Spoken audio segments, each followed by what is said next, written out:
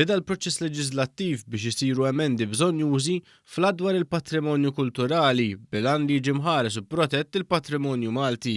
Dan ħabbru l-Ministru Bonnici li saħaq kif dawn l-emendi se jagħmlu l-liġi li tipproteġi l-patrimonju Malti iżjed relevanti għad-dinja tal-lum.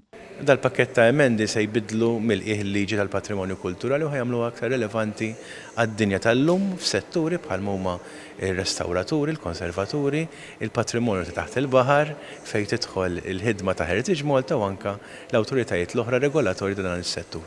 Permezz ta' dawn l-emendi, Heritage Malta se tissaħħaħ bħala l-operatur ewlieni tas-settur patrimonjali.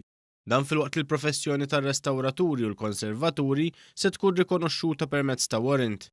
Hemm ukoll proposta biex jissaħħaħ il-wirt storiku taħt il-baħar permezz ta' protezzjoni għall-arkeoloġija ta' il-baħar.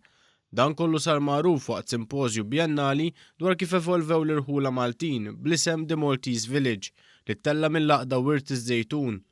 Tul is-simpożju bost esperti fil-qasam taw preżentazzjonijiet dwar elementi diversi li għamlu r-raħal Malti dak li hu, fosthom l-irrigazzjoni, il-formazzjoni tal-blata Maltija u tqassim tal-bini fir-raħal.